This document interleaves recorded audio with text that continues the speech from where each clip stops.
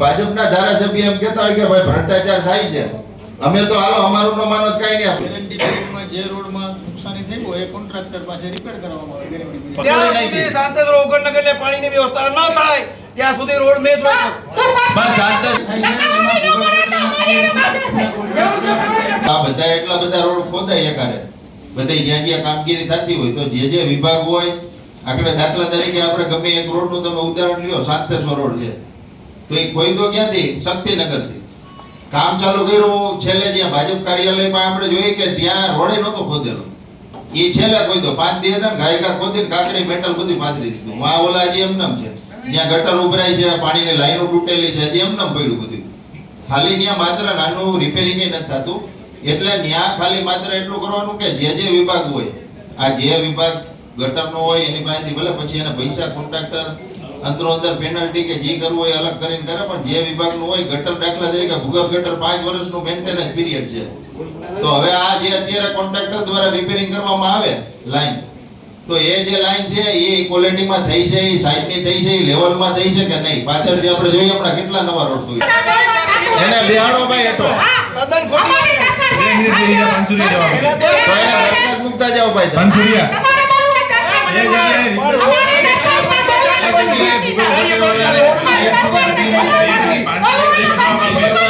Corporator ભાઈ પછી બોલજો, તમને ટાઈમ આપશે અધ્યક્ષ ટાઈમ આપશે. મારે આ પત્રકાર મિત્રોની હા પણ એ પછી કહેજો ને. કહું છું કે નેત્રમના સીસીટીવી કેમેરા છે, ત્યાં ચેક કરો ને એનાથી ન મળે તો અમારી પાસે બીજા પ્રાઇવેટ કેમેરા છે, ત્યાં વારંવાર એક વાત કરો છો કે યાર રોડ 5 દિવસમાં થઈ ગયો, 5 દિવસમાં થઈ ગયો, તો પત્રકાર મિત્રોને મારી વિનંતી છે ત્યાં નેત્રમના કેમેરા લઈ લેજો. અને નેત્રમની જરૂર નથી, આપણે જાય. નેત્રમની જરૂર નથી, આપણે જાય. આ ખોટા માણસ વારંવાર વચ્ચે બોલે, આપણે ત્યાં પબ્લિક બધે આપણે પબ્લિક વચ્ચે જાય, આપણે ખબર હાલો ને રોડ ચાલુ થયો એ તમને ખબર નથી. એનો લઈ જાય બોલે શૂટિંગ ઉતારે. આ શૂટિંગ મૂકો ને આજે રોડ ચાલુ છે તમને ખબર નથી. પણ શક્તિનગર થી કેમ નો ચાલુ કર્યું? પછી મેં તમને એમ કીધું કે તમારા કોઈ સિવિલ બીએ એન્જિનિયર હોય, તમે ભાજપ કાર્યાલય પાસે કરી દીધું, ભાજપ કાર્યાલય પાસે ચાલુ કરી દીધું. પ્રોબ્લેમ ચાલે સાંતેશ્વર ઉગણનગરથી છે, નામ નથી લેતો તું. આ મુખ્યમંત્રી આવે તો કેમ તાત્કાલિક રોડ ચાલુ થઈ જાય છે રાતોરાત? કે અહીંયાથી ચાલુ થયું એટલે ભાજપને આડું મૂકે. વાંધો અહીંયા છે કે ઉગણનગરમાંથી ચાલુ કામ કેમ થયું? અને ખરેખર જ્યાં પાણીનો નિકાલ થાય ને ત્યાં જ રોડ ચાલુ થાય. પણ આજે તમને કીધું તો તમારે ભાજપ કાર્યાલયથી રોડ ચાલુ કરવો તો એવું તમને કહ્યું. મુજે જેવું નામે ચાલુ કર્યું. અરે ભાઈ પાણીની લાઈનમાં હું કઈ ટુકડા કરવાના હતા? પાણીની લાઈન તો નાખવાની નથી.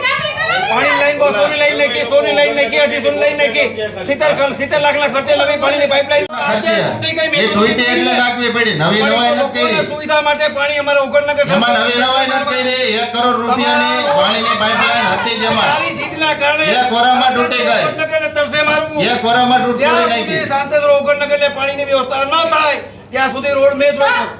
બસ સાંતેશ્વર ઉગણનગરની વાત નથી, ભાજપ કાર્યાલયની વાત છે. નથી વાંધો છે. ભાજપ કાર્યાલયની વાત છે. ત્યાં ડામર નવો રોડ હતો, ડામર નવો સવાલી છે તમે સાંતેશ્વર ઉગણનગરથી વાંધો છો. સાંતેશ્વર ઉગણનગરની વાત જ નથી. પણ તો પાણીનું કામ થાય, બધી રોડ થાય. પણ તો થઈ ગયું. 1 મહિનામાં નવી લાઈન નાખી પાણી દઈ દીધું. કોઈ આવો છે ટેસ્ટિંગ ચાલુ છે, તમે હજી આટો મારવા નથી આવ્યા. જોઈ લો ભાઈ. હા, એ લાઈન હતી પ્રવીણભાઈ, એ જે પાઇપલાઈન હતી દાખલા તરીકે, હા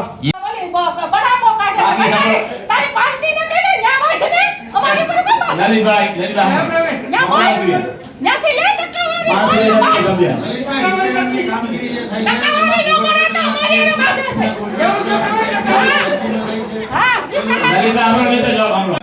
હતી. ઉભા રહ્યો. અમે સાંતેશ્વર ઉગણનગરને પાણી મળે એટલે નવી લાઈન નાખી હતી. તઈ તમે નહોતા. નહીં મિત્રો, એક વર્ષ થયું. કેટલો? એક જ વર્ષ થયું. એક વર્ષમાં એ પાણીની પાઇપલાઈન નખાઈ ગઈ. બધાને પાણી મળી ગયું. પાછી કોઈ નથી તો કાઈ વાલે નતો કહી દીધો. અત્યારે પાણી આવ્યું સાહેબ. તો આજે પ્રવીણ રોડ નથી અને તમારી ભાઈ એ તમારી નબળાઈ કહેવાય. એટલી તમારા ઘર પાસે રોડ નો નબળાઈ કહેવાય. આખા વિસ્તારમાં કેટલા વર્ષ થયા? 30 વર્ષથી ગુજરાતમાં સરકાર છે. તમારા ઘર પાસે તમે રોડ નથી બનાવી. કેટલા ટાઈમ થયા કોર્પોરેટર છો? રોડ લઈ લ્યો. વાતો કરો છો.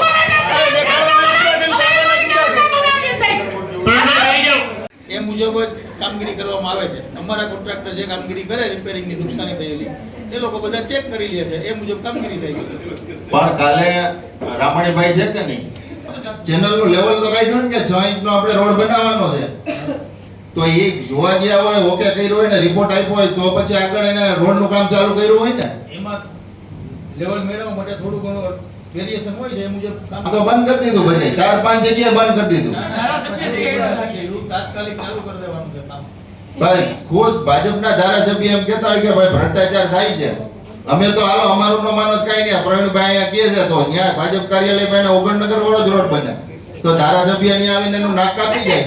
કહેવાનો મતલબ એ છે, એને નથી જોવાની જરૂર કે આ ભાઈ ગેરકાયદેસર કામ થાય છે. સંજયભાઈને કેવા લાગે ને બાજે એને પાણી કાઢી નિકાલ કરવા માટે બધી જગ્યાએ એક હતું બધું ઉપર પાડતા તમે લાભ થતો હોય છે એમાં થાય છે કરવું થાય કાઈ કામે લાભ છે ને ઇન્જિનિયરનો નથી જાવે અને ખાધો સપાટ કરીને મોઢે બતાવી નથી જાવે એમાં ક્યાંય ભ્રષ્ટાચાર ઇન્જિનિયર ઉભા રહ્યો, એક મિનિટ. નથી રોકાયું નથી. પાછો બનશે, તૂટેલો એ તો મેઇન રોડ છે, સમજી લ્યો. ગેરંટી પીરિયડમાં જે રોડમાં નુકસાની થઈ હોય એ કોન્ટ્રાક્ટર પાસે રિપેર કરવામાં આવે ગેરંટી પણ પીરિયડ. ક્યારે પણ કાં તો એનો ગેરંટી પીરિયડ પૂરો થઈ ના, ના, જશે. એવું ના હોય. ગેરંટી પીરિયડ 1.5 કરોડ રૂપિયા એટલે તો જો આમાં જે તકલીફ એ છે, પછી પાછળથી આવું થાય તો હવે પાછો તમે રોડ ત્યાંથી એ જ રોડ મેન છે, હવે એ રોડ તૂટી ગયો, એ ધારાસભ્ય શ્રીની ગ્રાન્ટમાંથી જ હતો, અત્યારે ત્યાં ઉખડી ગયો રોડ, હવે એની જવાબદારી કોની? કોન્ટ્રાક્ટરના પાસે ગેરંટી પીરિયડમાં રિપેરિંગ કરવામાં આવે. પણ એ કોન્ટ્રાક્ટર ઉપર તમે નાખી દો તો હાલે, એની પાસે પેલા કામ કેમ નથી કરવામાં આવતું? સારું કહેવાનો મતલબ એ છે. કામ બરોબર જ થયું હતું ત્યારે ટ્રાફિક થવાને લીધે રોડ વેલો ખોલી નાખે છે પબ્લિક, એટલે ક્યારેક ખૂટી જાય છે.